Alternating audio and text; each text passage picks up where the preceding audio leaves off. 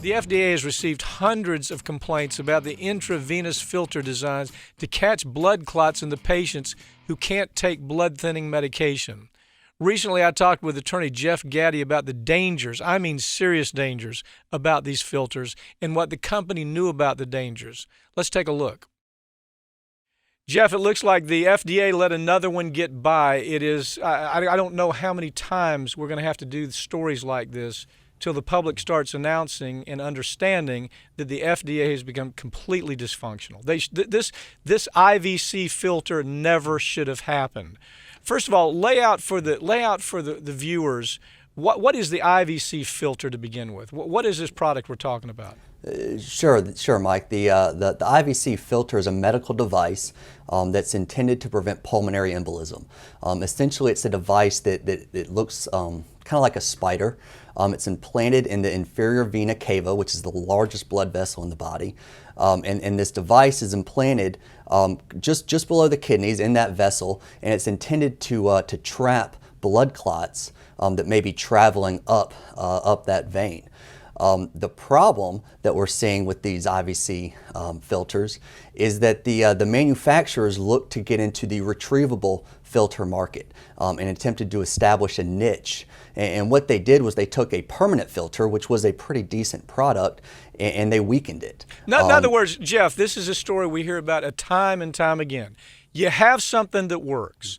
The marketers come in there and they say, we can make more money by doing something different. They don't have to do it, but they can make more money doing it. It may be a medical process where they can get paid for it. It may be selling another product that they don't have to sell so they can get paid for it. But time and time again, you see the same type of things. And what you're describing here is before the IVC filter even came into existence, there was a system that worked where you didn't have to replace anything.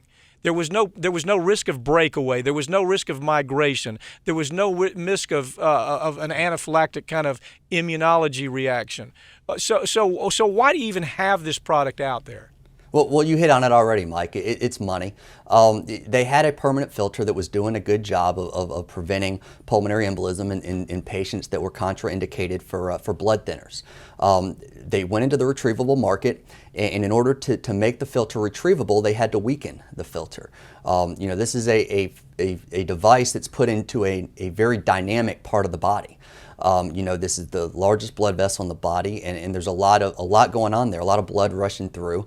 And when they make these filters weaker, so that they can be retrieved, they're susceptible to a lot of these adverse events that we're seeing, where you're having legs of the filter break off. You're having the entire filter migrate through the body. You're having the legs of the filter perforate the blood vessel that it's implanted in, and it's leading to a lot of these adverse clinical outcomes. Including death. I mean, absolutely. Yeah. So here's what always amazes me, Jeff. Here you are, a hugely experienced trial lawyer. I mean, many trials under your belt. It's almost like the company doesn't understand that sometime somebody like you is going to be in a deposition asking these tough questions, and they're going to have to answer these tough questions. The way I see their attitude is they really don't care. The question comes down to how many IVC filters can they sell? How much profit does that put in their pocket? After they do the computations, they figure out, well, how many people did we kill? How much do I have to pay per person?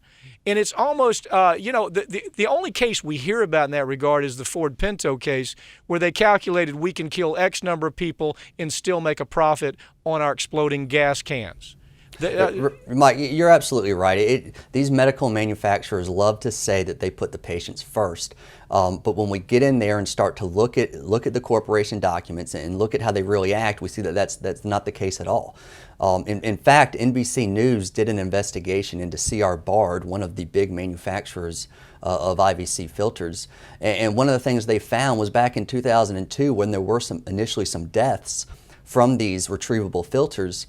The first thing that Bard did was not run and tell the physicians what was going on, not take the device off the market, but hire a PR firm to determine what their response needed to be when and if anybody found out what was happening from their devices. And that's the theme that I know you've seen over and over again with a lot of these big pharma type companies, and we're seeing it once again as it relates to the IVC filters. Well, the first thing you do as a trial lawyer is you get all the documents. You say, then you don't get them just from the company, because most of the time the company destroys those documents. But what you do is due diligence. You get them from other sources. You start reviewing them. And what you're already seeing with this case, Jeff, is it already lining up to where if this thing goes to trial, the same story is going to be told. Profits were put ahead of human health, and that the marketers of the product were actually in charge rather than the scientists being in charge. Do you have a feel for that right now as you're looking at this case? It's the same story that we've seen time and time and again with the medical device industry. They have a product, it hurts people, and they want to pull the ostrich and put their head in the ground. They want to bury their head in the sand and pretend they don't know what's going on. Like we've seen over and over again in this industry, money talks, and that's what drives their practices, and that's what drives what they do with these devices. Tell me about the involvement of the FDA here, Jeff. Sure. The FDA has spoken out on two different occasions, once in 2010 and again in 2014, about retrievable filters in general. And what they said both times is they're seeing a large number of adverse events. And what they're recommending to doctors is, hey, if you have any patients with these filters in them, you need to get them out as soon as possible. Because once they're in, and even one study came out and said, once they're in for more than 2 months, the cost... They start biodegrading, and then the cost to remove is ridiculous, isn't it? Right. And essentially, it's more beneficial to the patient after 2 months to not have it in than to have it. Right.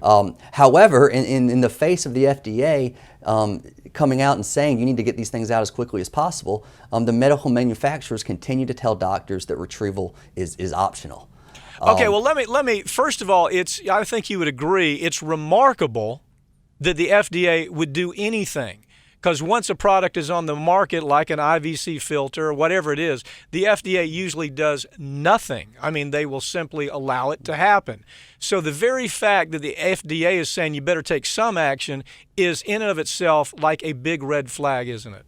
Right, you're absolutely right, and I know you've been doing this for a long time, and you see it time and again that the FDA is often one of the last ones to recognize and announce that there is a problem, and it's up to the civil justice system to really keep these big companies in line. So you're absolutely right. The fact that the FDA has come out and said anything at all should be a big red flag that we have a product with a serious issue attached to it. You're handling a lot of these cases. What do you tell these people that come in and say, I've got this in my body, what in the world do I do about it? You know, it's scary because really they don't just have a filter in their body, they have a ticking time bomb. And we certainly recommend that they consult with their physician. They get it checked out, just determine whether or not the filter can be removed safely. And if so, it's not something that you want in your body any longer than it has to be. And one thing they're going to, when they talk to their doctor, very often the doctor is going to push back because he or she's getting the wrong information from the manufacturer. My recommendation is be persistent, get it out. There's not even a close call here. When you see your doctor about it, you need to be adamant. Go in there armed with the facts, and when they try to push back and say, don't worry about this, do not stop there.